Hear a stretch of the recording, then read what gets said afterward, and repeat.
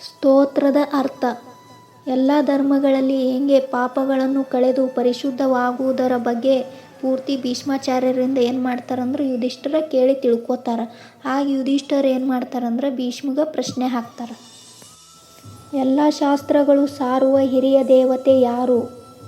ಒಬ್ಬನೇ ಒಬ್ಬ ಕೊನೆಯ ಆಸರೆ ಯಾರು? ಯಾರನ್ನು ಹಾಡಿ ಹೊಗಳುವುದರಿಂದ ಮಾನವರಿಗೆ ಒಳಿತು? ಯಾವುದು ಎಲ್ಲ ಧರ್ಮಗಳಿಗಿಂತ ಮಿಗಿಲಾದ ಧರ್ಮ ಎಂದು ನಿಮ್ಮ ಅಭಿಪ್ರಾಯ? ಯಾವುದನ್ನು ಜಪಿಸುವುದರಿಂದ ಮಾನವ ಹುಟ್ಟಿನಿಂದ ಹಾಗೂ ಸಂಸಾರದ ಬಂಧನದಿಂದ ಮುಕ್ತಿ ಪಡೆಯುತ್ತಾನೆ ಎಂದು ಯುಧಿಷ್ಠಿರ ಕೇಳುತ್ತಾರೆ.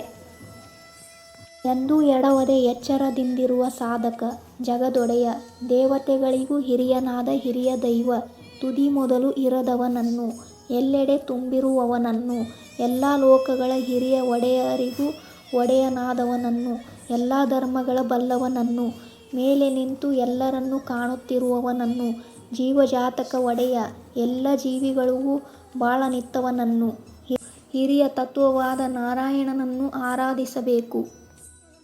ಭಗವಂತನನ್ನು ಅವನ ಗುಣದ ಅನುಸಂಧಾನದ ಮೂಲಕ ಸ್ತುತಿಸುವುದೇ ಧರ್ಮದಲ್ಲಿ ಶ್ರೇಷ್ಠವಾದ ಧರ್ಮ. ಸ್ತೋತ್ರಗಳಲ್ಲಿ ಶ್ರೇಷ್ಠವಾದ ಸ್ತೋತ್ರ ವಿಷ್ಣು ಸಹಸ್ರನಾಮ.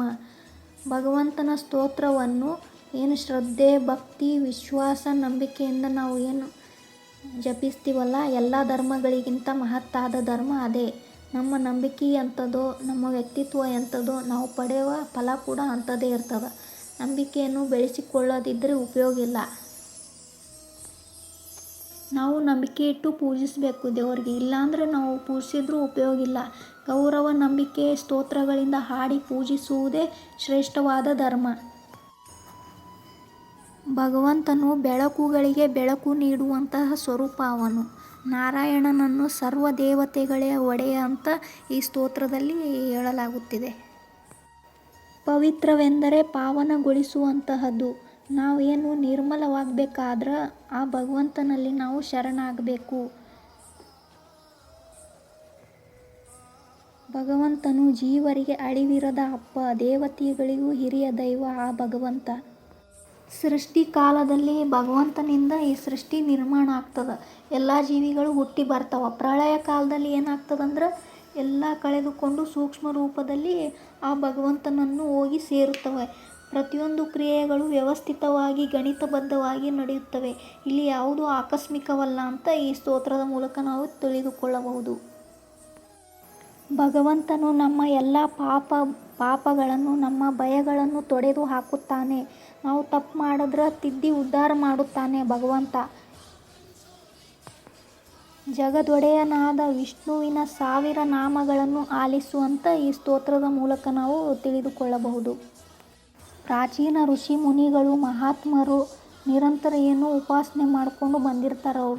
ಅವರು ಪರಮಾತ್ಮನ ಗುಣವನ್ನು ಸಾರುವಂತಹ ಹೆಸರಾಂತ 1000 ನಾಮಗಳನ್ನು ಹೇಳುತ್ತೇನೆ ಎಂದು ಭೀಷ್ಮಾಚಾರ್ಯರೇನು ವಿಷ್ಣು ಸಹಸ್ರನಾಮವನ್ನು ಶ್ರೀಕೃಷ್ಣನ ಸಮ್ಮುಖದಲ್ಲಿ ಧರ್ಮರಾಯರಿಗೆ ಉಪದೇಶ ಮಾಡ್ತಾರೆ.